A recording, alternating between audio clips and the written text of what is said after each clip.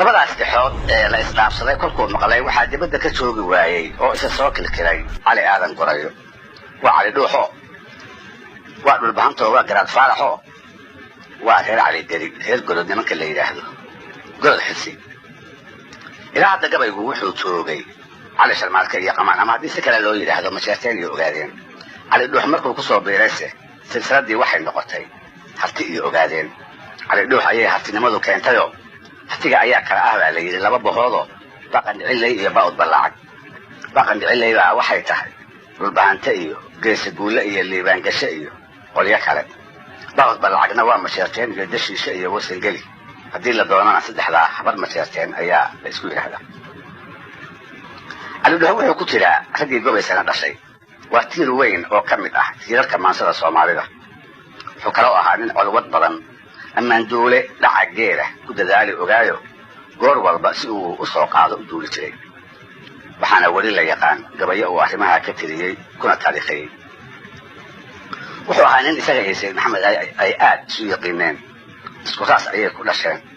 wuxuuna ahaa dee waa qoyskii sayid maxamed dhalay sayid maxamed hooyadii casar seed magan oo iyada qudheedu ahayd reer cali geli oo reer khayrna ka sii ahayd. marka asaaskii daraawiisheed iyo dhaqdhaqaaqii gobonnimadoonka sayidku uu asaasay, cali dhuux bilowgiiba wuu raacay sidii ay yeeleen qoladii uu ka dhashay. ha yeeshee wax yar kadibba wuu ka soo baxay isaga oo qoonsaday kala dambaynta iyo nidaamkii uu sayidku xarumihiisii ka sameeyey. sida gabayadiisii dambe uu ku sheegay, wuxuu cali dhuux u jeelay jaantaa rogantii reer miyigii soomaalida. markaa ayuu isaga soo tegey. markaas ayuu af iyo adinba sayidka kula diriray. wuxuuba isku dayey reer cali geli oo ciidanka daraawiishta tiis dhexaad u ahaa inuu ka soo saaro. ilaahayaasna wuu ku guulaystay, inkastoo rag waaweyn oo ismaaciil mire oo kale ahi ay docogaysigiisii ugu soo loodsami waayeen. ingiriiska iyo soomaalidii u adeegaysay markii ay 1920kii xarumihii daraawiisheed ciidamada xooggale kusoo duuliyeen ee ay dayuuradaha ku baabi'iyeen ee mujaahidiintii laga golroonaaday, wuxuu cali dhuux ahaa gabayga digashada ah ee ba'an ninkii sayidka u tirin jiray. waa tixdiisii ahayd waa lagu digtaa duul hadduu ku daraan jiray ee daaduunka oo maxamed qabo waa ku diirsaday ee baldayaay wadaadkii wakaasii dabayshaday. inkastoo waayadii dambe uu da'oobay uu ka qoomamooday kana toobad keenay. cali dhuux allaha u naxariistay wuxuu dhintay 1960kii isagoo markaa 69 baarka ka jaray. dulucda tixdiisan koowaad ee silsiladan hal caleere uu ku leeyahay haddaan soo koobo, wuxuu kula hadlayaa qamaan bulxan, wuxuuna kula safanayaa nimankii reer hobyoode ay iska soo horjeedeen. wuxuu leeyahay masheerteenku waa gob, waase niman la xaday oo waa niman godkoodii biyo u galeenoo waa niman eebbe balaaya tusay. qof aan loo dul qaadan karinna marti looga dhigay waa halcadheere.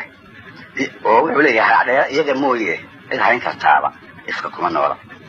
qamaan ayuu markaas ku odhanayaa, idinka oo la qola ahiba haddaad aragtaan halac oo idinku soo socda waad ka naxdaane maxaad hartiga ugu haaraamaysaa haddii ay iyaguna ka cawdeen. wuxuu yidhi cali dhuux,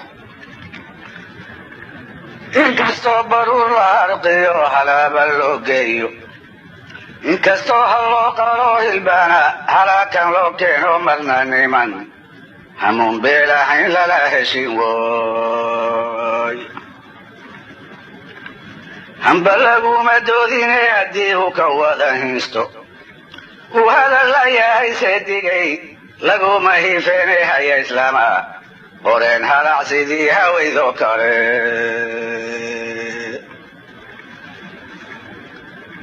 idinka haruur bixin jiriyo buriyo hashaare beriis heshi lagu daadiyo edda ka casaaday ululay barniidii hobayood hariima loo keenye hilbasiiye hamana u shuubay halab karuurkeede. habeenkiiyo subaxdiiba wou hagar la'aayeene inkastuu hirqado waa niman lala heshine.